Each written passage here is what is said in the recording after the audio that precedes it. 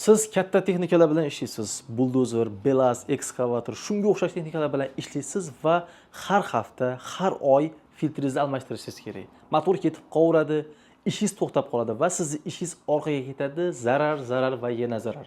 Buning sababi juda ham oddiy. Chang. Orqamda ko'rib turgan mana shu Chisto filtrlari sizni aynan shu muammolaringizga yechim bo'ladi. Hozir men sizlarga bu filtrlarni funksiyalari nima, o'zi bular qanaqa vazifani bajaradi, shuni ko'rsatib beraman va aynan mana shu filtrlarni qanaqa qilib ishlashini maxsus sharoitda sizlarga ko'rsatib beraman. Videoni oxirigacha ko'ring. Ana endi men sizni Chisto modellarimiz bilan tanishtirib o'taman. Bu yerda Chisto Pro va Chisto Pro Max modellari mavjud bo'lib, hozir Pro'ning vazifasi nimaligini va Pro Max'ning vazifasi nimaligini ham tushuntirib o'taman.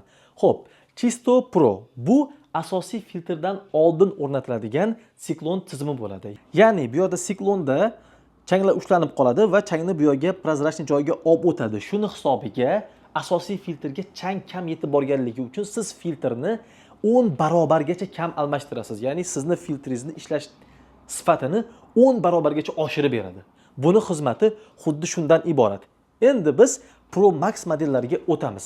Pro Max modellarini xizmati nima, u nima vazifani bajarib beradi deydigan bo'lsangiz, endi bu yerda ikkita qismga bo'linadi. Birinchisi, bu yerda xuddi mana bu tizim bor. Bu yerda siklonlar bor. O'sha asosiy changlarni olib qoladi va mana bu joyi asosiy filtrni vazifasini bajarib beradi. Buni oladigan bo'lsangiz, sizning asosiy filtringiz kerak emas, olib tashlanadi va mana shuni o'zi qo'yiladi.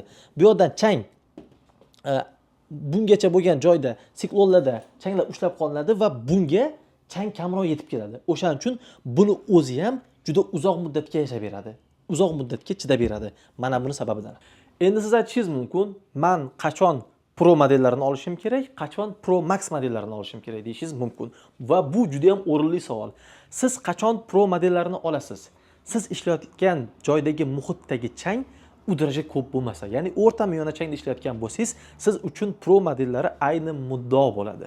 Agar siz juda ham changli, to'zonli joyda ishlab turib Pro modelni qo'yadigan bo'lsangiz, yaxshi ishlab beradi, samaradorligi lekin pastroq bo'ladi Pro Maxga nisbatan. Tushundingiz-a? Sizga o'shaning uchun changli, juda ham to'zonli joylar bo'ladigan bo'lsa, chang ko'p bo'ladigan bo'lsa, biz har doim Pro Max modellarini tavsiya qilamiz. U yerda ham o'sha boya aytib o'tganimdek, motorni hajmiga qarab bularni tanlab olsangiz bo'ladi. Ko'rib turibsiz, Pro modellarimizda ham, Pro Max modellariimizda ham modellarimiz katta-kichikka bo'lingan. Pro modellarimiz 6 taga bo'linadi. Ya'ni katta-kichikligiga qarab 6 ta, Pro Max modellarimiz bo'lsa 3 ta. Endi bular nima uchun ajralgan deydigan bo'lsangiz, uni ham tushuntirib beraman. Bu yerda siz motorni hajmiga qarab filtr tanlaysiz. Ya'ni motoringiz kichkinami? Kichkinaroq filtr. Motoringiz kattami? Katta hajmda ishlaydimi? Unga kattaroq filtr.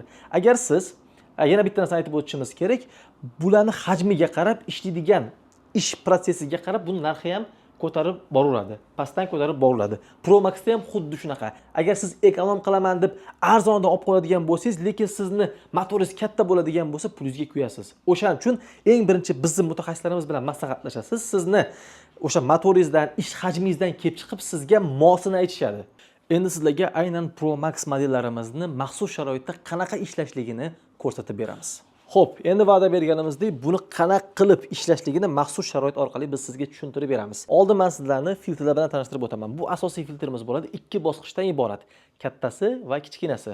Hozir biz buni sug'urib olganmiz. Endi buni joyiga qaytarib tiqib, mana bu qopqog'i bilan yopib qo'yamizda ishlatib beramiz. Qarang, bizda hozir unaqangi to'fonli, changli havo yo'q. O'shaning uchun mana bu joydan apparat havoni so'rib oladi va biz bu yerda sun'iy chang hosil qilganmiz. Ya'ni bu yerda changli narsalar olib qo'yganmiz. Toza havoni so'rib olgandan keyin bu yerda havo changga aylanadi, changli havoga aylanadi va bu yerda filtrning o'zi havoni so'rib olib, changli havoni so'rib oladi-da. Mana bu yerda ko'rayotgan bo'lsangiz, changli havoni filtrlab tozalab beradi-da. Bu yerdan keyin mana bu yerdan bizga toza qilib chiqazib beradi bu havoni. Ya'ni ishlash tizimi shunaqa bo'ladi. Hozir endi buni mana bu narsalarni o'rnatib, ishlatib ko'rsatib beramiz. Asosiy filtrlar joyiga joylandi. Endi qopqog'ini yopib ishlatamiz buni. Mana bu joyi bo'lsa, chang yig'adigan konteyner hisoblanadi. Hozir bu yerda videoda oldin ham 1-2 marta ishlatib ko'rganligimiz uchun bu yerda chang bo'lib qolgan. Lekin mana ko'ryapsizlar bu changni.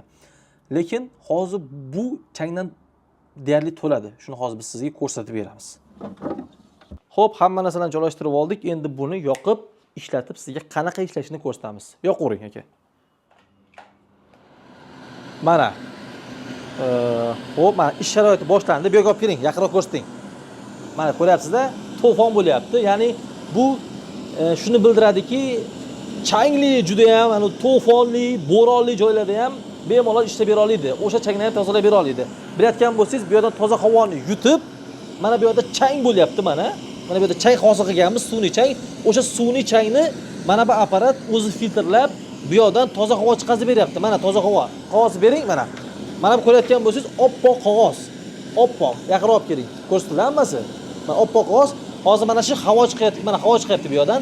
Mana shu havo chiqayotgan joyga qo'yamiz. Buni qanchalik qoraytiradi, qanchalik kir qiladi ko'ramiz hozir.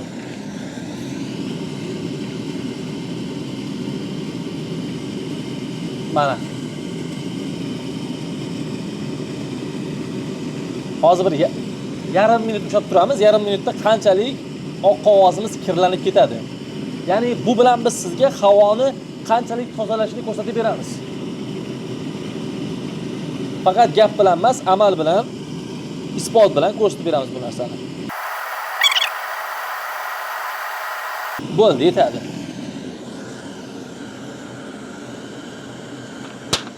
What's this, dedi. Mana ko'ryapsiz-a? Hech nima bo'lmagan. O'zi nafas olayotgan odamga ham bilinadi, changli havo bilan toza havoni bilinadi. Ozgina. Ya'ni bu yerda shuncha chang bor-ku, shuni sababidan bu yerda ozgina.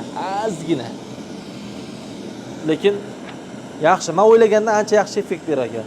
Men o'yladim ozga chang chiqadi baribir deb o'yladim. Rostdan, real aytyapman.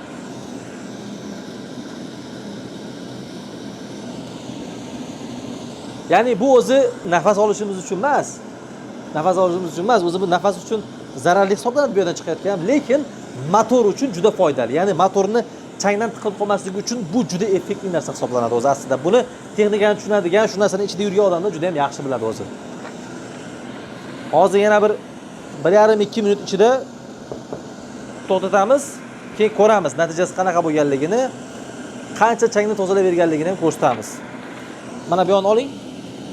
Mana bu mana shu changdan to'lib turdi-da, hozir mana shu changni yutib oldi bu. Bu yerga yutib olib, bizga tozalab berdi, top-toza qilib berdi. Ko'ramiz hozir. Pastdagi filtrning ahvoli qanaqa bo'lganini ko'ramiz, tepadagi filtrning ahvoli qanaqa bo'lganini ko'ramiz. Qancha turish kerak bu yana? Bo'ladi, ha?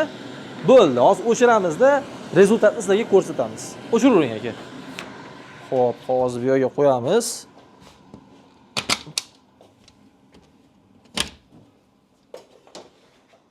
Xo'p.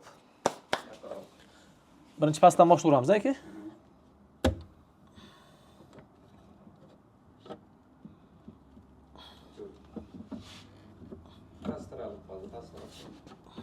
Mana bu taraf qilibdi.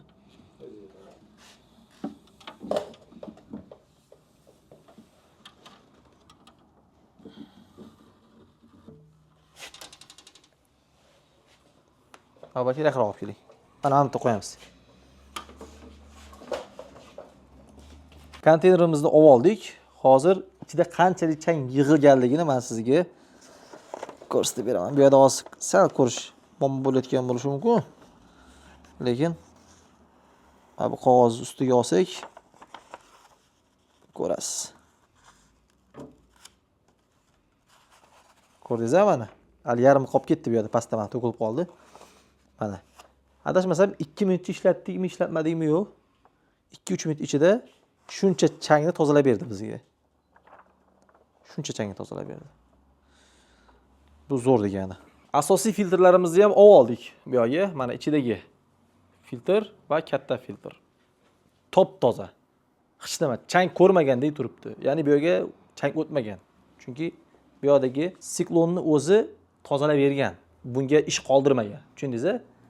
Asosiy filtr deyarli ishlamaydi. O'shaning uchun uzoq muddat sizga xizmat qilib beradi. Umri uzoq bo'ladi buni.